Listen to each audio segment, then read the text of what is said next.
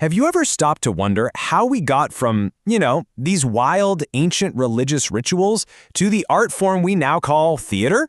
Well, today, we're going to trace that exact journey. It's an incredible story, from the chaotic, divine roots of Western drama in ancient Greece, all the way to it becoming this absolute cornerstone of public life. So here's the big question, right?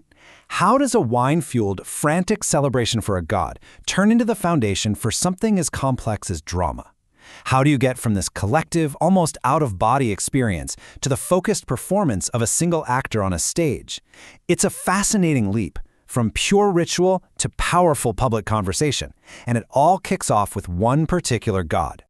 And that god is Dionysus. He's the god of wine, sure, but also fertility and transformation. He represents that blurring of boundaries, of one thing becoming another. And that core idea of losing yourself to become someone or something else, well, that is the very seed from which the entire concept of acting is going to grow. Okay, so to really understand this shift, we've got to go way back to the beginning, back to the raw, primal rituals that existed long before anyone ever thought about a stage or a script. This early worship centered on something called the dithyramb. Now, I want you to picture this. A chorus of 50 men and boys, all singing and dancing together in this ecstatic hymn to Dionysus. This isn't a performance for some passive audience, no way. This is a powerful participatory ritual. Everyone's in it together, a collective expression of pure religious feeling. And for centuries, that's what it was. The emotion, the story, it all came from the group, this one unified voice. There were no individual characters, no back-and-forth dialogue, just the song. But then, one person had an idea that would change, well, everything. And that brings us to the pivotal moment. I mean, this is the single spark of innovation that literally creates the idea of an actor. This is it. This is the big leap. After hundreds of years of everyone chanting together, one guy does something completely radical. He physically steps out from the chorus, puts on a mask, and instead of singing with them, he starts speaking back to them. And just like that, for the very first time, you have dialogue. That man's name was Thespis, and by separating himself, putting on a mask to become a character, and creating this call and response with the chorus, he single-handedly invents the actor. It was such a revolutionary idea that in 534 BCE, he won the very first drama competition ever held. And the prize he got? Well, it tells us everything about the art form he just created. He won a goat. Seriously. And this is so cool because that prize gives us the origin of our word tragedy. The Greek word tragedeia literally breaks down into tragos, which means goat, and ode, which means song.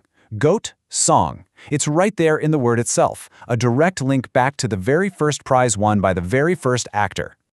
So, Thespis' idea was the artistic spark. But for that spark to really catch fire, it needed an institution. It needed a grand stage to grow on.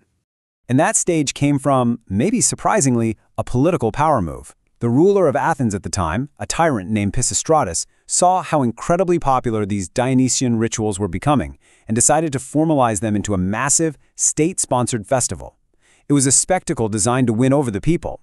The result was the city Dionysia. And look, this wasn't just some local fair. This was a huge, multi-day event held at the Theater of Dionysus, which could hold up to 17,000 people. It became a major event, drawing crowds from all over the Greek-speaking world. And it was this festival that became the fertile ground where drama really exploded. And from the trunk of this one massive festival, 3 totally distinct branches of drama grew, each with its own purpose, its own tone, and its own style. First, you had tragedy. Its goal was this deep emotional release, a catharsis, by exploring really heavy themes like fate, justice, and human arrogance. Then you had comedy, which was all about the here and now. It used biting satire and humor to critique society and powerful people.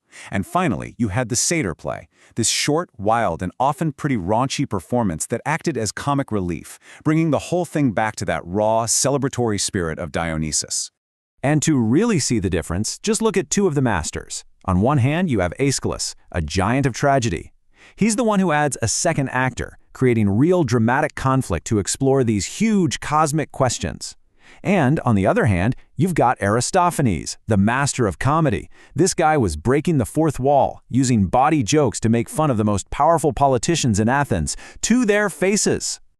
And this brings us to what might be the most important point of all. Theater in Athens, it wasn't just entertainment, it wasn't just a night out. It was woven deep into the fabric of the city and its democracy.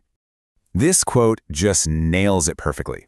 The state didn't just allow theater, it actively encouraged it.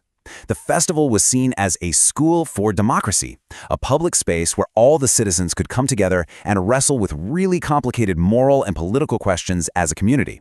So, who paid for all this? Well, they had this amazing system called the Corregia. It was basically a mandatory civic duty for the richest citizens. You'd be assigned to sponsor a playwright's entire production for the year. It was part tax, part public service, and part high-stakes competition, because if your play won, the prestige for you as the sponsor was just immense. The event itself was pure political theater. I mean, before the plays even started, they would parade all the tribute money from Athens' allies across the stage to show off the city's power. They would honor war orphans in public, giving them seats in the front row. It was a powerful message that the stories happening on stage were deeply connected to the life and the power of the city-state itself.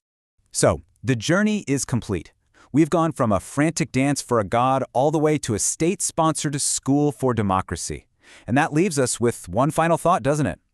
If theater served as this vital public square for the Athenians, a place for shared debate and exploring who they were, what, if anything, serves that same role for us today?